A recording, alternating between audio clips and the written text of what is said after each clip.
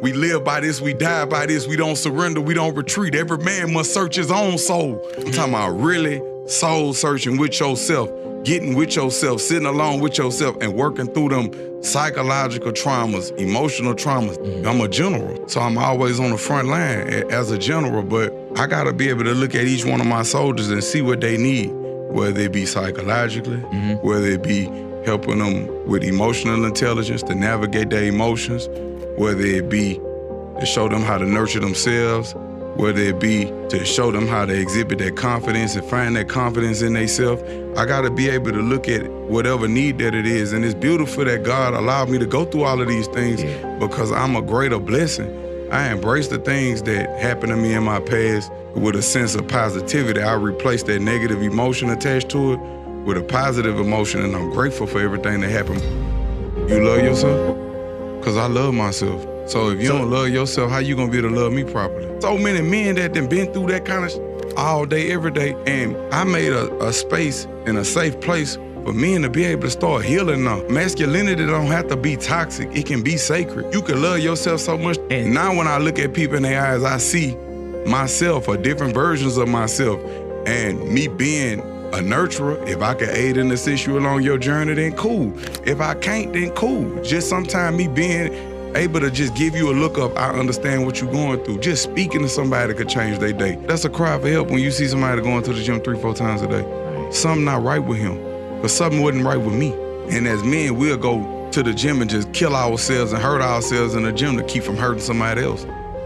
There's a lot of men that suffer in silence. They come up to me, they hug me in the gym, they cry right there when they see me. Because I see you. Amen. I see what you're going through. When you say suffer in silence, do you know how powerful that is? We do. It's a lot of us that suffer in silence. I'm the one who's tried to take my own life. I'm the one who said these things so other people understand it's okay to feel like this. But this is the way that I changed it around. I take all of that negative emotion and energy and I turn my pain into passion. I put it into something that better serves me and humanity. I worked hard for these results. I suffered. I went through the fire. Adversity builds character. I wouldn't give it up. God bless the dead, because I ain't gonna give it up. I gave it my all and I ain't getting nothing from it. Gotta be love, I'm up in rank and I ain't pushed one button. We had it with faces, I ain't getting uncovered. I know they still trying to get something punished. This, me being triggered like this emotionally, where does this stem from? So it always take me going back. Was it ever a time in my life where my mama or somebody in the family made me feel like I wasn't seen, or made me feel like I wasn't good enough, or made me feel like I wasn't worthy? Like you'd be like, he's so cold-hearted. It's not that we cold-hearted, but we know it's only a matter of time before we go back to jail. So I can't even love my children like I want to. I can't get close to my wife because when I go to jail, I don't want to be in there stressing about them. I went on Mike Tyson and talked about, me and him shared a story about us both being molested. Like, I'm the only rapper that live in their truth. Ain't nobody living in their truth. I'm gonna preach to you with my actions. What I utter with my mouth, my actions must prove. And the greatest teachers teach without speaking. That's just always been my philosophy, because I'm still learning. And one of my biggest lessons is I'm learning to love the stranger that was once myself. My mind don't even think prison, because I've mastered that. Any facility I go to, I'm gonna be in a leadership position, because I know how to do that. That's not nothing, that's child's play to me. The hardest thing is can you come out here from nothing and be greater than what you was before? If you being factual, like I said, I'm not the richest man in the world. I done been broke more times than I done been rich. I done lost way more fights than I done won, but I won the ones that count. When you met me, you never saw me wear jewelry. My brother died, and I only wear diamonds because Mazzy, he loved jewelry. The beautiful blessing about growing up poor is you done already experienced and dealt and lived with every type of behavior pattern that you gonna ever deal with in life anyway, at an accelerated pace. So you wasn't shielded from the real world. That's the beauty in growing up poor or growing up in poverty. You already dealing with everything. So you already know how to navigate. It ain't been a time that I wasn't scared or I didn't have fear. It's okay to have fear. But I operate and I face that fear with bravery. Takers always recognize givers. Boom. The hardest thing for me to do was to set boundaries and say, no, And this is the year that I've been putting the energy back into myself for the first time in my life. I had to make other people feel uncomfortable because misery loves company. Anybody I saw in shape, I had to make it not cool to be in shape. I had to make it not cool to look good. I was miserable. I was the most negative person to be around. I wouldn't have wanted to be around me. I was negative. Everything I do is emulated. So I am there. I was chasing something that I already have. The law of lenity states that whenever two opposing forces cannot come to an agreement, the lesser always rules the greater. And you know, I come as I am. I don't drink no more. I don't smoke no more. I go to the gym. I don't have no security. I am free. A lot of people out there that's really want to do the right thing, but they put too much on themselves. I did the small stuff.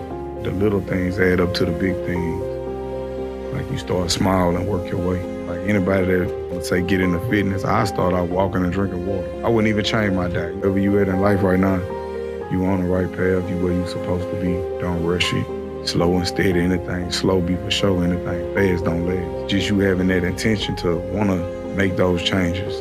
Right. Anything that go on in the body is energy. Yeah. We are energy. We can take that energy and translate it and transform it into what we needed to transform into. Right. It's just about knowing.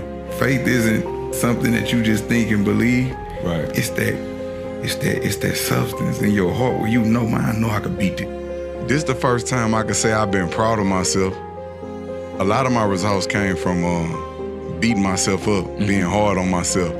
And I guess that was, you know, that was a way of like dealing and working through like a traumatic past. And I just got to the point where I'm able to laugh at myself.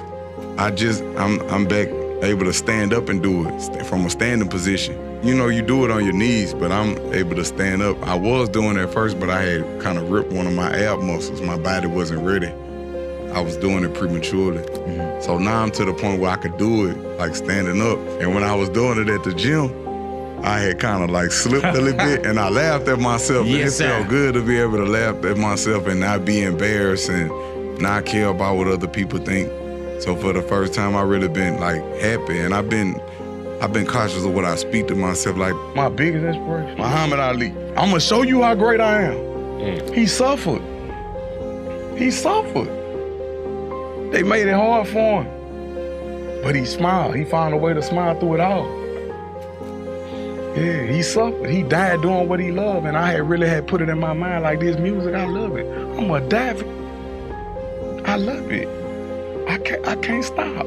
But die for this. I love it that much. I'm gonna die for it when a man meets his mission. Him and his mission become one. I'm gonna die for this. But when you live in your spirit and in truth, you make all of the wrong people uncomfortable anyway. So hey, I wasn't made for everybody to like. Once you change your perspective, that's when miracles happen. It was a blessing for me because I gained a greater understanding of myself. I don't have to engage with the world. I create my own world around me.